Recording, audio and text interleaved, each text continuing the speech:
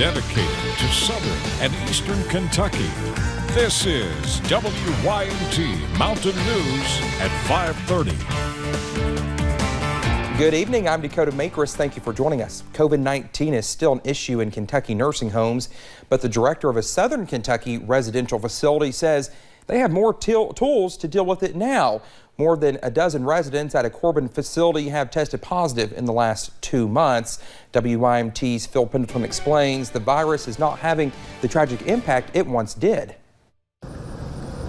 The season is showing its change in Southern Kentucky. But the outcomes are so much better this time. COVID-19 is also having a different impact at Christian care communities in Corbin, where last year, with no vaccine and limited treatments, the end results were sometimes tragic. We've recovered the majority of them through giving them monoclonal antibodies on site in our community.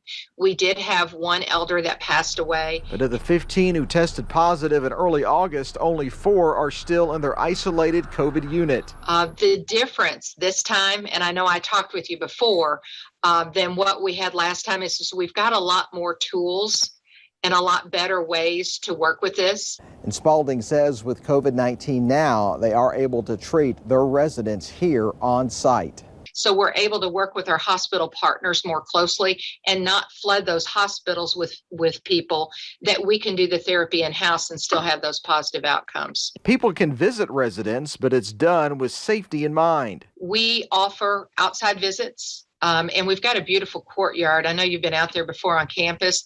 When the weather's nice, you might say that the visits are a little bit better than they used to be because you get to enjoy the outdoors. In Corbin, Phil Pendleton, WYMT Mountain News. Well, Spalding says nearly 100% of their residents are fully vaccinated and have already received their booster shots.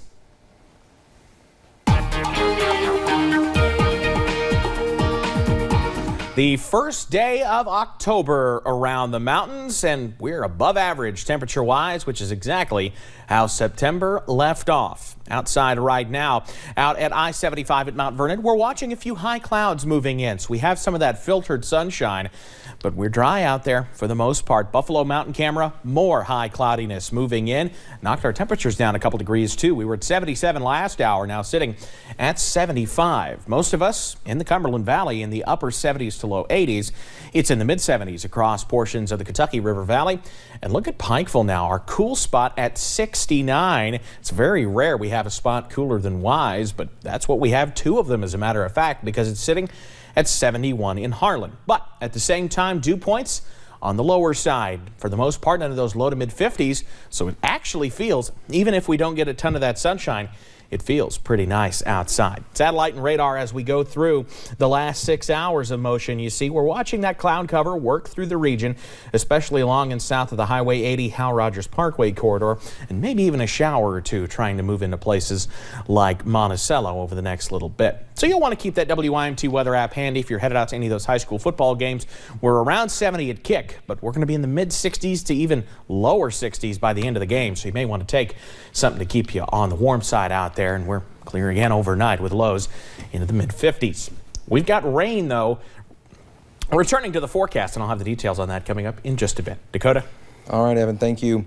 The home stretch is here for the highly anticipated $85 million Kentucky Highway 15 project in Perry County. WYMT's Chas Jenkins has more from the Kentucky Transportation Cabinet.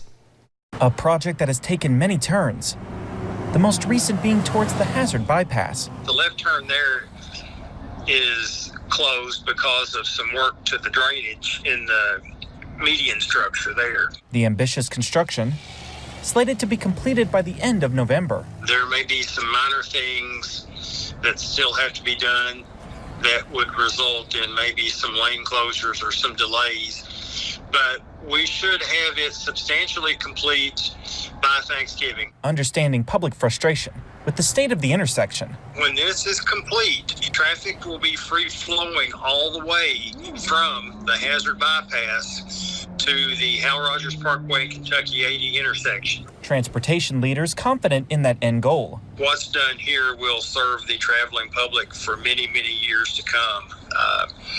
That there should not even be the need to think about any kind of additions or improvements for a few decades. asking the community to hang on just a little longer. So we just ask the indulgence of the drivers for just a few more weeks, and we should be good to go. Getting closer and closer to the finish line. In Perry County, Chaz Jenkins, WYMT Mountain News. Well, Elkins says, weather permitting, the area could experience more construction tomorrow that could cause lanes to close. Food stamp recipients will see their monthly payments go up in October thanks to a major update to the program. Benefits will jump an average of 27% above pre-pandemic levels. It's the largest increase in the program's history. The update comes as part of a U.S. Department of Agriculture review of the food stamp program as required under the 2018 Farm Bill. More than 42.3 million people were enrolled in the food stamps program in June, up from nearly 37 million in February 2020. A Texas judge has ruled against Alex Jones in 2 lawsuits related to his claims about the Sandy Hook mass shootings. Now, the parents of 2 children killed in the 2012 Connecticut school shooting sued the conspiracy theorist for saying the entire thing was a hoax on his website InfoWars. Jones asserted the shooting, which killed 26 people, was carried out by crisis actors on behalf of people who oppose the Second Amendment. He admitted the shooting was real during a disposition in 2019. Monday's default judgment against Jones was due to his outlet failing to comply with court orders to provide information for the 2 lawsuits. A jury will decide how much money he owes the plaintiffs. Well, 1 month after the nation's most restrictive abortion law took place in Texas, a federal judge is considering whether to block enforcement of it. The law bans abortions as early as 6 weeks before most women know they are pregnant and allows private citizens to sue people who help patients get an abortion. Now, the Biden administration brought the lawsuit. The legislation has already survived several other challenges. Lawmakers spoke on the issue at a congressional hearing. Whether a pregnancy is planned or unplanned, or even the result of horrific circumstances, ending that child's life with an abortion to empower or protect the, quote, freedom, end quote, of the mother is not an answer. Choosing to have an abortion was the hardest decision I had ever made. But at 18 years old, I knew it was the right decision for me. During today's hearing, the judge questioned what he called the very unusual design of the ban. It's not immediately clear when he will issue a ruling, but said he would take the matter into careful consideration. Well, a possible breakthrough in the treatment of COVID, drug maker Merck says early results of an experimental COVID-19 pill are encouraging. The drug company looked at 775 adults with mild to moderate COVID-19 at high risk for severe disease. The patients who received the antiviral pill took it within 5 days of symptoms. CBS News medical contributor Dr. David Agus says the new pill could be a big step forward because current COVID-19 therapies in the U.S. for non-hospitalized patients require a trip to a medical facility. We can start to prescribe it to patients rather than them having to come into an emergency room and be given intravenous therapy of an antibody or a shot of an antibody. They can get a pill. And so this certainly makes it much easier to treat. And in the end, will probably save many lives. Now, an independent group of experts recommended to stop Merck's trial because the results are so favorable. The company says it plans to submit its data for FDA review in the coming days. Other companies such as Pfizer and Roche are testing similar drugs that could also report results in the coming weeks. At age 70, many are enjoying retirement with a fishing trip on the lake.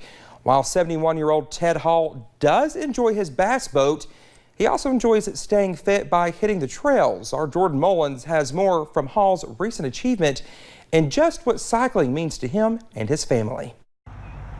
As a young man, Floyd County's Ted Hall was active and healthy as a high school and college basketball referee, but was forced to retire from the court after multiple knee injuries. And after I quit refereeing, I just kind of ballooned up and I didn't do anything but sit on the couch and eat and watch TV and then sit on my bass boat and fish, so I wasn't getting any exercise. Tired of their sedentary lifestyle, Hall's wife came with a call to action. She said, hey, we need to get out of the house and do a few things. I thought she meant get out and drive around, so I said, sure. So she said, I want to get some bikes and start riding. In an effort to get fit. I think she wanted to keep me around a little longer, so she wanted me to get fit. And since last fall, I've lost 40 pounds.